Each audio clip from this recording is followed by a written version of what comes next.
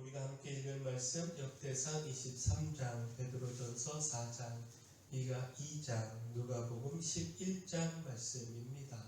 오늘 말씀으로 나눌 주제는 복입니다. 곧 하나님께서 주시는 참된 복은 세상이 주는 것과 다르죠. 자, 하나님께서는 어떤 사람을 복되다 하는가?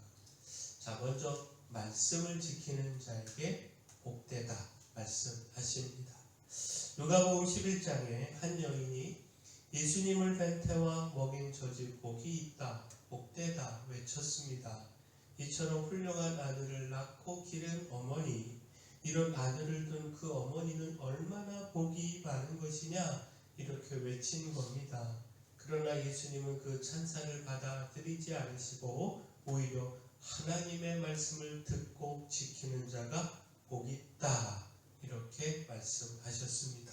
누가복음 11장 28절 말씀 보면 예수께서 이르시되 오히려 하나님의 말씀을 듣고 지키는 자가 복이 있느니라 하시니라. 자, 이는 소유가 아니라 존재가 복임을 가르치신 것입니다. 훌륭한 아들을 둔 소유가 아니라 하나님의 말씀을 듣고 지키며 살아가는 존재가 복이다라는 겁니다. 예수님께서 바리새인과 율법 교사를 향하여 화 있을진저 선언하셨는데, 자, 이를 통해서도요 말씀을 지키는 것의 중요성을 깨달을 수가 있습니다. 그들의 외식과 불의함은요 결코 복이 될 수 없습니다. 외식이 아닌 진실함으로 말씀을 듣고 지키는 자에게 복이 있다라는 겁니다. 따라서 말씀으로 복을 누리는 우리 모두 다 되기를 소원합니다. 또한 하나님의 성전에서 섬기는 자에게 복이 있습니다. 역대상 23장은요 다윗이 레위인들을 소집해서 성전 섬김의 직무를 명확히 분담한 장면을 기록하고 있습니다. 성전 건축 준비의 일환으로 다윗은요 레위인들이 감당할 구체적 책임을 정했습니다. 역대상 23장 28절에서 32절까지 말씀 보면 그 직분은 아론의 자손을 도와 여호와의 성전과 뜰과 골방에서 섬기고 또 모든 성물을 정결하게 하는 일, 곧 하나님의 성전에서 섬기는 일과 또 진설병과 고운 가루의 소재물, 곧 무교 전병이나 과자를 굽는 것이나 반죽하는 것이나 또 모든 저울과 잔을 막고 아침과 저녁마다 서서 여호와께 감사하고 찬송하며 또 안식일과 초하루와 절기의 모든 번제를 여호와께 드리되 그가 명령하신 규례에 정한 수요대로 항상 여호와 앞에 드리며 또 회막의 직무와 성소의 직무와 그들의 형제 아론 자손의 직무를 지켜 여호와의 성전에서 수종드는 것이더라. 자, 결국 무엇입니까? 레위인으로 선택을 받아 하나님의 성전에서 섬기는 것, 이것이 특권이자 축복 아니겠습니까? 매 주님의 성전에 머물며 예배하고 찬송하는 그 삶에 힘쓰는 것, 이것이 진정 복된 삶 아니겠습니까? 시편에서 다윗은 이렇게 고백을 했죠. 주께서 택하시고 가까이 오게 하사 주의 뜰에 살게 하신 사람은 복이 있나이다. 우리가 주의 집 곧 주의 성전의 아름다움으로 만족하리이다. 자, 주님께 택함 받아서 성전에서 봉사하며 살아가는 그 삶이 복된 삶입니다. 우리도 주의 성전을 사모하고 힘써 예배하며 복된 삶 살아가야 합니다. 주의 성전에서 주님을 예배하고 섬기며 누리는 복, 우리가 놓치지 말아야 합니다. 하나님, 우리가 주의 성전에서 섬김으로 누리는 복 놓치지 말고 누리기를 소원합니다. 자, 또한 주를 위하여 고난받는 자에게 복이 있습니다. 베드로전서 4장은요 그리스도인의 고난에 대한 깊은 가르침을 전하고 있습니다. 그리스도께서 받으신 고난을 기억하며 우리도 같은 마음으로 고난을 받아들이고 거룩함을 추구해야 한다라는 겁니다.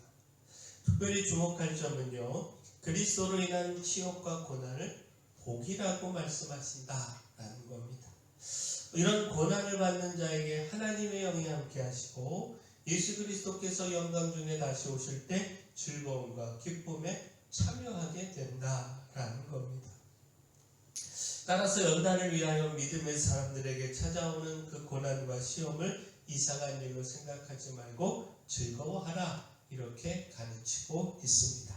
베드로전서 4장 12절에서 14절까지 말씀 보면 사랑하는 자들아 너희를 연단하려고 오는 불시험을 이상한 일 당하는 것 같이 이상히 여기지 말고 오히려 너희가 그리스도의 고난에 참여하는 것으로 즐거워하라. 이는 그의 영광을 나타내실 때에 너희로 즐거워하고 기뻐하게 하려 함이라. 너희가 그리스도의 이름으로 치욕을 당하면 복 있는 자로다. 영광의 영 곧 하나님의 영이 너희 위에 계시니라. 자, 내 불의로 또 내 죄로 불의와 죄로 인하여 고난을 당한다면 이건 부끄러운 일이죠. 그러나 믿음을 지키다가 주를 위해 받는 고난은 영광스러운 일 아니겠습니까? 이는 내 믿음의 확실함을 증명하는 표시이고요. 무엇보다 주님께서 그 고난을 책임지시고 복으로 보상하시지 않겠습니까? 따라서 주님 때문에 받는 고난을 두려워하지 말고요. 오히려 기쁨으로 이겨내는 우리 모두가 다 되기를 소원합니다. 자, 마지막 하나님의 구원이 계획된 자에게 복이 있습니다. 미가 2장은요, 권력으로 백성을 착취하고 탐욕을 일삼는 부유한 압제자들을 향한 심판을 선포하고 있습니다. 주목할 점이요, 하나님께서 그들을 향해 재앙을 계획하셨다라는 말씀입니다. 그리고 이 계획은 누구도 벗어날 수 없으며 하나님의 재앙의 계획에 따라 반드시 심판을 받게 된다라는 말씀입니다. 미가서 2장 3절 말씀 보면 그러므로 여호와의 말씀에 내가 이 족속에게 재앙을 계획하나니 너희의 몸이 이에서 벗어나지 못할 것이요 또한 교만하게 다니지 못할 것이라. 이는 재앙의 때임이라 하셨느니라. 자, 근데 이 말씀은요, 우리에게 중요한 진리를 가르쳐주고 있습니다. 하나님의 재앙의 계획이 아닌 구원의 계획에 우리가 있으면 된다라는 겁니다. 곧 하나님의 구원의 계획도 재앙의 계획처럼 반드시 성취되지 않겠습니까? 따라서 하나님의 구원의 계획 안에 있는 사람이 참으로 복된 사람이다 라는 겁니다. 곧 하나님은 이렇게 구원을 약속하셨는데요, 미가 2장 12절 13절 말씀 보면 야곱아 내가 반드시 너희 무리를 다 모으며 내가 반드시 이스라엘의 남은 자를 모으고 그들을 한 처소에 두기를 보스라의 양떼같이 하며 초장의 양떼같이 하리니 사람들이 크게 떠들 것이며 길을 여는 자가 그들 앞에 올라가고 그들은 길을 열어 성문에 이르러서는 그리로 나갈 것이며 그들의 왕이 앞서가며 여호와께서는 선두로 가시리라. 하나님은 남은 자들을 모으시고요, 그들의 앞서 길을 여시며 선두로 가시겠다, 그렇게 약속하셨습니다.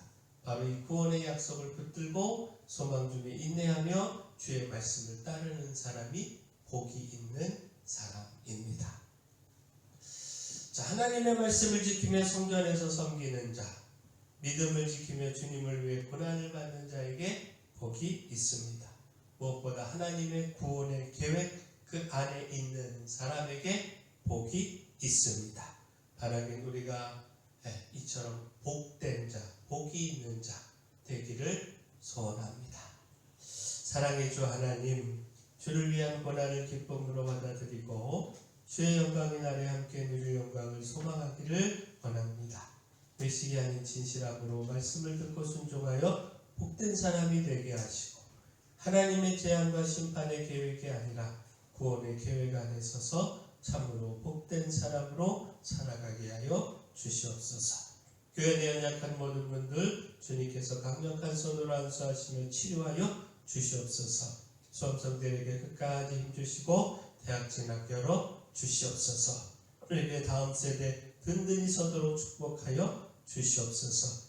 저희에게 주신 사명, 이 마을의 빛이요 소금으로서의 사명 잘 감당할 수 있도록 힘도 주시고 일꾼도 보내 주시옵소서. 예수님의 이름으로 기도합니다.